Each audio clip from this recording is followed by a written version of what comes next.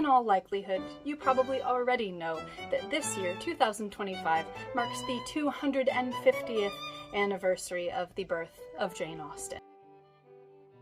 I gotta confess, Regency clothes have never really been my thing. During this time of a very high waistline, of tiny sleeves, of diaphanous embroidered cottons, etc., that's never really been an aesthetic that appealed to me. I have been bitten by the bug. Part of it, I'll confess, is a lot to do with the fact that I only just finally watched the 1995 BBC Pride and Prejudice miniseries, like last year. Part of it has to do with the fact that I am bored. Part of it is because I want to be able to dress up and participate in an anniversary that does not exactly come around often.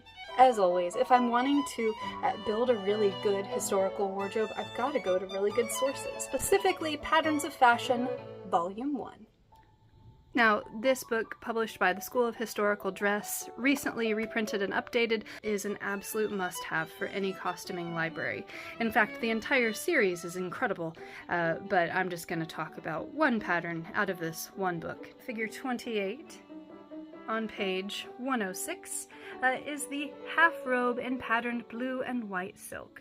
The School of Historical Dress includes these really awesome scaling rulers, and from there you can use them to plot them out and scale them up for yourself. Now I know that there is very cool specialty patterning paper out there. Iron's like fabric, it's strong and sturdy and translucent and gridded and all those good things, but I don't have that. What I have is baking paper. So this is my end goal. This is my baking paper. Let's see how it works. I've made no alterations to the pattern. I've sort of overlapped my seam allowances and pinned them in the paper and just stuck this on the dress form just to kind of get a sense of where we are. There are things about this that are going to need some adjusting. So right now, while the center back and center back height look okay, this is bonkers. That's not going to work. This is also buckled, so there's probably some different easing that can be done. But I'm going to fuss with this. Really and truly, this is not a bad start. 1 hour later. Here we are again. This time cut out in scrap muslin rather than paper, and it does behave a little bit differently. But you can see the same essential problems arise. Center back looks fine, especially once that seam is finished. It'll drop it down a little bit. These areas here, the back of the arm's eye, are gaping pretty big. I'm going to do the same changes, I believe, on both sides, one of which will be scooping out the top of this piece a little bit to give more of the range of motion to the gown sleeve. Now I've taken out the excess just on the side piece, and that is going to be the way to go. Much more correct. So there's a big ol' seam allowance that I'm taking in, but now I'll just make that change on the other side, and then move to the front. It's actually looking pretty good. I have these pins holding back the excess where on the original there are buttons that sort of give it this really beautiful open neckline. I put up a poll on Instagram to see which of my fabric stash should suit this project, and overwhelmingly, they chose this beautiful linen cotton from Virgil's Fine Goods. I'm cutting my skirt a bit longer than the original. I think the proportions look better. There's plenty of fashion plates that have the skirt that goes down to perhaps knee or shin length. I'm going to split the difference and have it hit at my lower mid-thigh. You can always shorten things, but it's harder to add length later. This is coming out quite well. I am including more skirt than they have me including on the grid, and that is twofold. One, I can do prettier things with more fabric in these pleats, and I don't want there to be too skimpy of fabric on this half robe because I don't want it to pull open here. I'm really quite pleased with how this is coming together. When it comes to constructing this half robe, I am building it the way that I would build an 18th century garment. I haven't had a chance to study a lot of Regency era pieces, but I assume a lot of the same dressmaking techniques that were used, 5, 10, 15 years before are probably still pretty valid. I'm doing a lot of basting, assembling the lining and then mounting the fashion fabric on top of it, lapping seams, and trying to go about this as tidily and with as tiny a stitch as I have the patience to do.